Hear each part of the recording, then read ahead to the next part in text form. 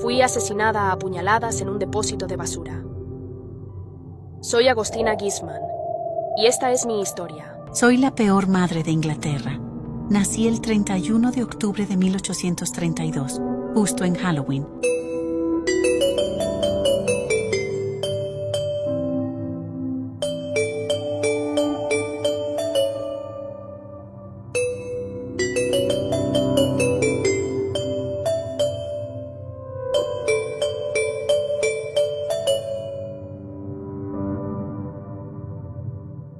Fui asesinada a puñaladas en un depósito de basura.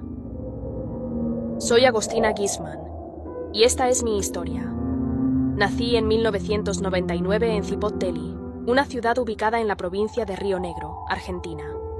Tenía solo 22 años cuando fui brutalmente asesinada el 14 de mayo de 2021. Era una persona muy comunicativa y a veces demasiado inocente, que no veía maldad en la gente. Esta inocencia no me hizo ver el peligro que corría desde la adolescencia. A los 15 años ya estaba involucrada en un mundo oscuro. Comencé a usar sustancias ilícitas, y cuando mis padres se dieron cuenta y trataron de ayudarme, ya era demasiado tarde. Cuando cumplí la mayoría de edad, todo se complicó más. Pasaba días fuera de casa y mis padres vivían angustiados por esta situación. Conocí a un joven llamado Martín Díaz, y tuve una hija con él en octubre de 2019. Mis padres pensaron que la maternidad me salvaría, pero terminé alejándome de mi familia para formar la mía propia y terminé entrando en un mundo mucho peor. Las cosas iban mal económicamente. Me mudé a otro barrio con el padre de mi hija y comencé a involucrarme sexualmente con otros hombres a cambio de dinero, ya que mi hija generaba gastos. Así que empecé a prostituirme para sobrevivir. En marzo de 2021, se cruzó en mi camino Juan Carlos Monsalve, de 48 años, taxista que también se dedicaba a la venta de frutas y verduras en Neuquén, una provincia ubicada al noroeste de la Patagonia Argentina. El hombre estaba casado con una mujer llamada Ana María Perales, de 32 años, que trabajaba como enfermera y con la que tenía un hijo de 4 años. También tenía otro hijo de 7 años de una relación anterior. Juan Carlos estaba aburrido con la monotonía del matrimonio. Me encontré con Juan Carlos y, como me encantaba tomarme selfies, acabé tomando una foto frente a un espejo. Pero Juan terminó apareciendo al fondo. Sin darme cuenta, publiqué esa fotografía en las redes sociales y llegó a manos de la esposa de Juan. Entonces ella cuestionó a Juan al respecto y él no pudo explicarlo. Ana María le dijo que si no ponía fin a mi vida, lo dejaría. En un intento de salvar su matrimonio, Juan decidió cumplir el deseo de su esposa. Así que pidió ayuda a su amigo Gustavo, quien nos presentó para descubrir dónde vivía. Comenzaron a planear mi muerte a través de varios mensajes de voz que posteriormente se utilizaron como pruebas. El 14 de mayo, subí a su vehículo inocentemente, sin imaginar que me dirigía hacia la muerte. Fui golpeada por Juan hasta quedar inconsciente. Minutos después, Juan llamó a su sobrino llamado Maximiliano Zapata, de 23 años, para que lo ayudara ya que estaba en un estado avanzado de diabetes. A las 8:11 de la noche, llegó en un camión a una zona desolada del altiplano en Centenario, que se utilizaba como vertedero clandestino y era el lugar perfecto para llevar a cabo su plan sin ser descubierto. O al menos eso fue lo que él creyó, ya que minutos después llegó otro vehículo, del cual descendieron Maximiliano y Enzo con varios bidones de gasolina según quedó registrado en las cámaras de seguridad cercanas al lugar. Entre los tres me sacaron del coche mientras yo estaba semi-inconsciente y me arrastraron unos metros, donde Juan Carlos me causó varias heridas con un objeto puntiagudo, uno de ellos en el corazón. Después de que muriera en una última demostración de desprecio, los tres empaparon mi cuerpo con combustible y me hicieron arder durante más de 1 hora y media, hasta que mi rostro quedó irreconocible. Luego huyeron del lugar. A las 8:21 de la noche, el taxista llamó a su esposa y le dijo que había cumplido su deseo y que yo estaba muerta. 2 minutos después de esa llamada, el estado civil de la enfermera en las redes sociales cambió de soltera a casada. Deja un comentario si quieres la segunda parte. Alrededor del mediodía del 15 de mayo, las autoridades recibieron una llamada de alerta sobre un cuerpo carbonizado cerca del Autódromo Centenario. Era mi cuerpo, pero confirmar mi identidad resultó muy difícil porque mis huellas dactilares no estaban presentes. Las autoridades convocaron a mis familiares, quienes habían presentado la denuncia por mi desaparición. Fue entonces que encontraron entre las cenizas un anillo que me pertenecía. En la noche del 17 de mayo se confirmó que aquel cuerpo era realmente el mío. El padre de mi hija fue considerado sospechoso, pero pronto fue descartado. Los vecinos llenaron la calle con carteles exigiendo justicia. La justicia tardó varios días en recopilar pruebas contra 2 personas, Gustavo y Juan Carlos, gracias a conversaciones telefónicas entre ambos. También se descubrieron varios audios de ellos tramando mi asesinato, lo que aterrorizó a la población debido a la frialdad de ambos. El juicio popular estaba programado para mediados de 2022, pero se pospuso porque Juan Carlos tuvo problemas graves de salud y tuvo que amputarse las 2 piernas debido a complicaciones de la diabetes. En el primer juicio, Juan Carlos reconoció su responsabilidad, pero cambió su versión de los eventos, modificando el número de encuentros que tuvo conmigo, los horarios y lugares. Intentó neutralizar las capacidades del teléfono y las cámaras de vigilancia que registraron sus movimientos, alegando que yo le había robado dinero y drogas. El fiscal solicitó prisión perpetua para Juan Carlos, Enzo y Maximiliano, mientras que para Ana María, como instigadora, y Gustavo, como participante secundario, pidió 14 años de prisión. El 18 de octubre de 2022, después de 4 horas de deliberación, el jurado declaró por unanimidad a los acusados culpables de todas las acusaciones. El 29 de noviembre, durante una nueva audiencia, el juez Luis Gorelli condenó a Juan Carlos Monsalve, Enzo Monsalve, Maximiliano Zapata y Ana María Perales a cadena perpetua. Gustavo Alejandro Chianese recibió una pena de 11 años de prisión. Los abogados de la defensa apelaron la decisión, excepto Juan Carlos, quien se resignó a cumplir su condena. En marzo de 2023, el Tribunal de Apelaciones rechazó estos recursos, ratificando las penas de cadena perpetua y reduciendo la pena de Gustavo a 11 años. Quedó claro que mi feminicidio fue motivado por el impulso homicida de una esposa despreciada que descubrió una infidelidad y un hombre subordinado que ejecutó un plan macabro para recuperar el supuesto amor de su esposa. Soy la peor madre de Inglaterra. Nací el 31 de octubre de 1832, justo en Halloween, en un pequeño pueblo británico llamado Low Marley, en el noreste de Inglaterra. Más tarde, me hice conocida como Mary Ann Cotton, adoptando el nombre de uno de mis esposos, en el pueblo de L. Morley. El lugar de mi nacimiento se encuentra en las afueras de Hedgeston-le-H, en la ciudad de Sunderland. Fue durante mi trabajo como criada que obtuve una nueva perspectiva de la vida al observar cómo vivía la familia. Me di cuenta de cómo mi vida podría cambiar si ganaba mucho dinero. Además, Inglaterra estaba pasando por una depresión económica generalizada en ese momento, y muchas personas vivían en condiciones de extrema pobreza. A los 16 años, tuve una gran discusión con mi padrastro, lo que me llevó a irme de casa. Encontré trabajo en un pueblo vecino, en Southon, como enfermera para un hombre llamado Edward Potter. Trabajé allí durante 3 años antes de regresar a vivir con mi madre y convertirme en costurera.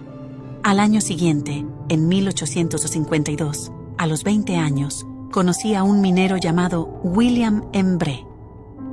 Comenzamos una relación y pronto nos casamos el 18 de julio del mismo año, en una ceremonia discreta en el registro civil de Newcastle upon Tyne. Estaba embarazada en ese momento, y nuestra unión fue sencilla, sin invitados. Tenía esperanzas de tener una vida mejor ahora que estaba casada, creyendo que eso me sacaría de la pobreza. Sin embargo, después del matrimonio, nos mudamos a una zona menos favorecida de Plymouth, donde tuvimos 5 hijos. Desafortunadamente, 4 de ellos fallecieron antes de ser registrados. La mortalidad infantil era alta en ese momento, y la familia sufrió mucho por esas pérdidas. Continuamos mudándonos con frecuencia hasta establecernos en Hendon, en el condado de Durham, en 1856. Durante este tiempo, nuestro único hijo sobreviviente, John, también falleció. William pasaba la mayor parte del tiempo en el mar, lo que me llevó a tener una relación con Joseph Nat Trask, un minero pelirrojo de la ciudad vecina. Esta relación duró muchos años y cambió por completo mi vida. Después de tener esta relación, decidí que quería más autonomía y comencé a seguir el mismo patrón en mis relaciones: estar con el hombre hasta que fuera conveniente para mí y luego poner fin a su vida, llevándome a los hijos que teníamos juntos. El veneno que elegí para esto fue el arsénico, que era fácilmente accesible en ese momento. A pesar de que las autoridades estaban tratando de regular la venta de arsénico, era posible comprarlo en grandes cantidades. Además, el arsénico estaba presente en productos cotidianos como el jabón suave, que contenía una gran concentración del veneno. Los síntomas de envenenamiento por arsénico se parecían a los de la gastroenteritis, lo que facilitaba encubrir los crímenes. En 1865, mi esposo, William, falleció supuestamente de fiebre tifoidea y diarrea. La compañía de seguros de vida pagó la suma asegurada, que era significativa en ese momento. Después de su muerte, un médico vino a mi casa para brindar apoyo, pero me encontró bailando feliz con un vestido nuevo comprado con el dinero del seguro. Finalmente me sentí libre y feliz. Sin embargo, descubrí que Joseph Nat Trask, el hombre con el que tenía una relación, también estaba casado. Decidí regresar a mi ciudad natal, dejando a mis hijas Margaret e Isabella atrás. Poco después, Margaret falleció de la misma enfermedad que mi esposo, y envié a Isabella a vivir con su abuela materna en otra ciudad. Mi vida tomó un nuevo rumbo cuando descubrí que Joseph estaba casado y regresé a mi ciudad anterior. Luego comencé a trabajar como enfermera y trabajé en una enfermería especial, una casa de recuperación, en 1865. En ese momento, me convertí en una profesional ejemplar, brindando comodidad y bienestar, especialmente a los pacientes masculinos que se sentían bien en mi presencia. Uno de esos pacientes, George Ward, era un ingeniero fuerte y musculoso. Se enamoró de mí casi de inmediato y me pidió matrimonio, a lo que acepté. La ceremonia tuvo lugar el 28 de agosto de 1865 y una vez más, ninguno de mis familiares asistió, haciendo que la ceremonia fuera rápida y deprimente. Desafortunadamente, nuestro matrimonio no duró mucho y no tuvimos hijos. Se especula que George se sintió sexualmente decepcionado, lo que lo llevó a la muerte. Falleció después de tan solo 15 meses de matrimonio, presentando síntomas clásicos de envenenamiento por arsénico. Con la muerte de mi segundo esposo, recibí el dinero de su seguro de vida.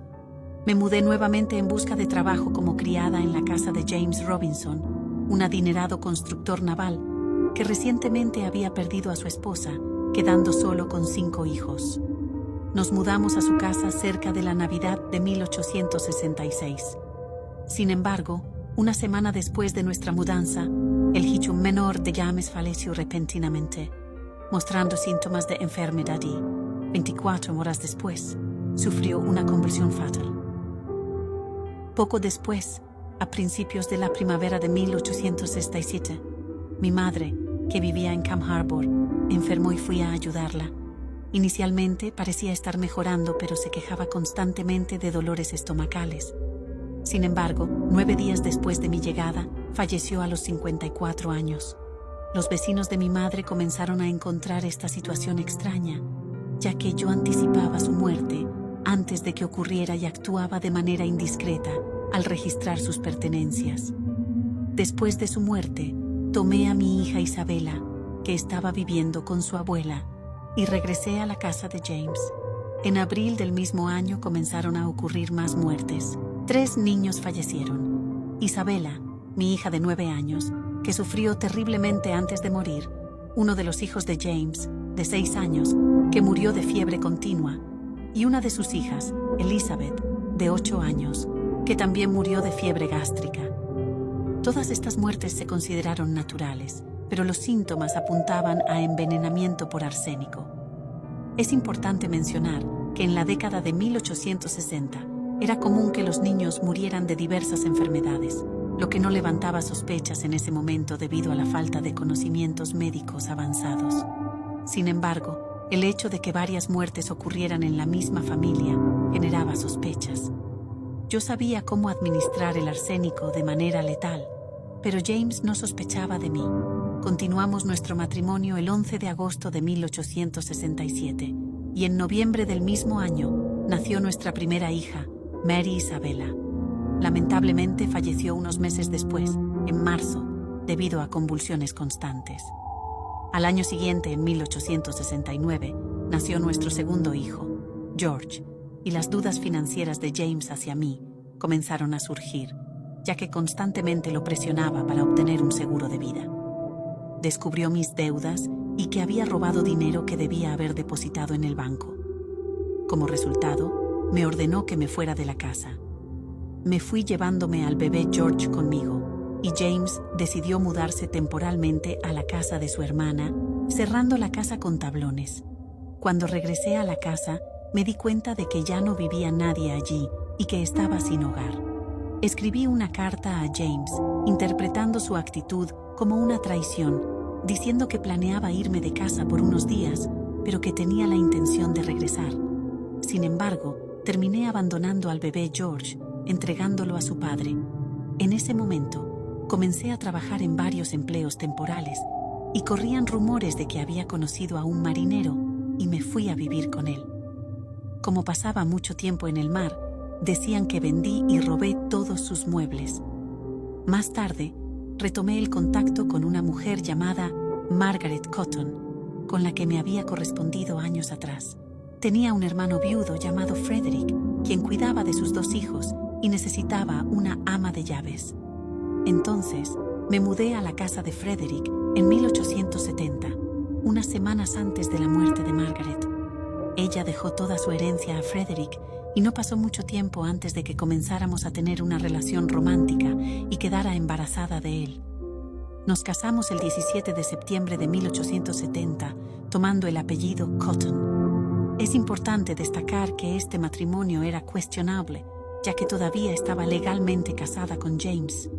Tuvimos la suerte de encontrar trabajo para Frederick y comenzamos a vivir con sus 2 hijos, Robert Robson, que acababa de nacer. Coincidentemente nos mudamos a la misma calle donde Joseph Natas, mi antiguo amor, vivía. Las sospechas comenzaron a extenderse y me preparé para mudarme de ciudad, pero amigos me aconsejaron que me quedara, ya que una fuga aumentaría las sospechas. Sin embargo, el médico que examinó a Charles después de su muerte descubrió grandes cantidades de arsénico en su cuerpo, lo que llevó a mi arresto. Fui juzgada en el Tribunal de la Corona de Durham en marzo de 1873, pero no confesé mis crímenes. A pesar de que la acusación afirmó que había realizado diversas compras de arsénico, a lo largo de los años, mi defensa argumentó que las muertes podrían atribuirse a la contaminación accidental. Sin embargo, las cantidades significativas de arsénico encontradas llevaron al jurado a creer que yo era culpable. Fui condenada a muerte por ahorcamiento, y mi ejecución tuvo lugar el 24 de marzo de 1873, en la prisión de Durham. Durante el juicio, mi actitud fría e indiferente contribuyó a la creación de la imagen de la envenenadora negra. Mis crímenes conmocionaron a la sociedad de la época, y hasta el día de hoy soy recordada como una de las asesinas en serie más notorias del Reino Unido. Después de mi ejecución, mi cuerpo fue enterrado en una tumba sin nombre en la prisión de Durham. Pero las leyendas y las historias sobre mí siguen atrayendo interés y curiosidad, dando lugar a numerosos libros y representaciones artísticas sobre mi vida y mis crímenes.